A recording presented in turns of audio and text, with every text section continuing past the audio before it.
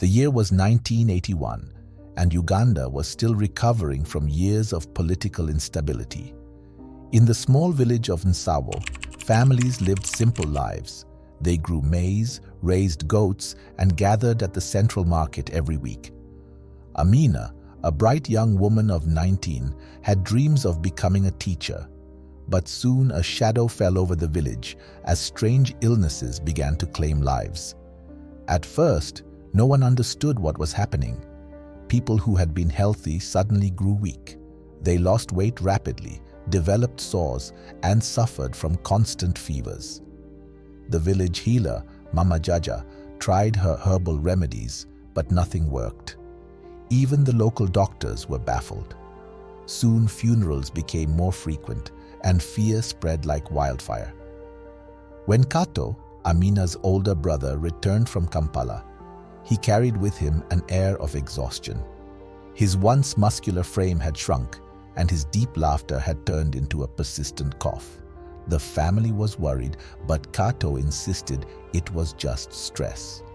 However, as the months passed, his condition worsened, and his mother decided to take him to the city hospital. The diagnosis was grim.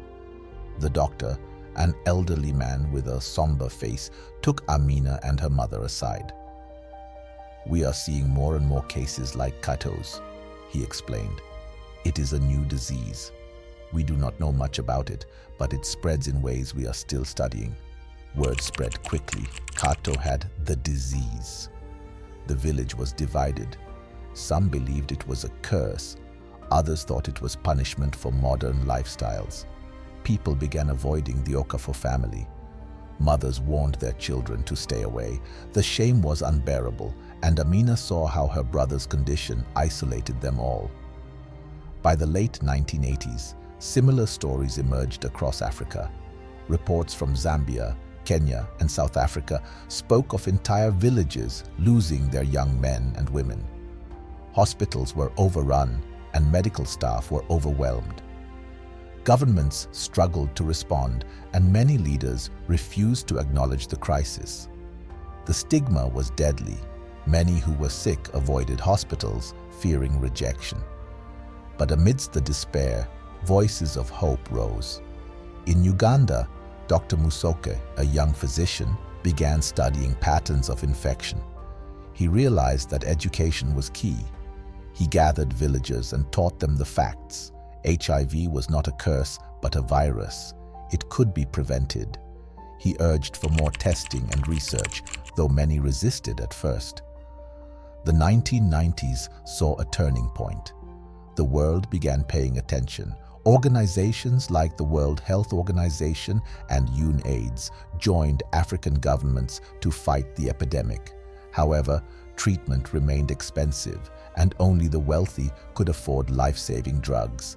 Activists rose to challenge this. Amina, having lost Kato, found a new mission. She traveled across villages, speaking at community centers and schools, educating people on prevention.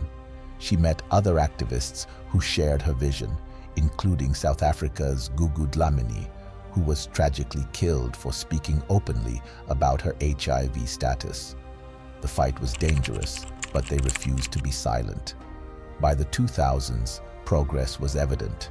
Governments began subsidizing treatments, global partnerships were formed, and life expectancy for HIV patients improved. Newborn infections dropped significantly as mothers received care.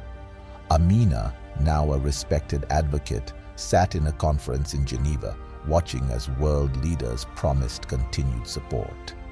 She thought of Kato, of her village, and of the countless souls lost. Their stories would never be forgotten. As she returned home, she smiled at the young students in the schoolyard, knowing they had a better chance than her generation ever did. The battle was not over, but the future was filled with hope.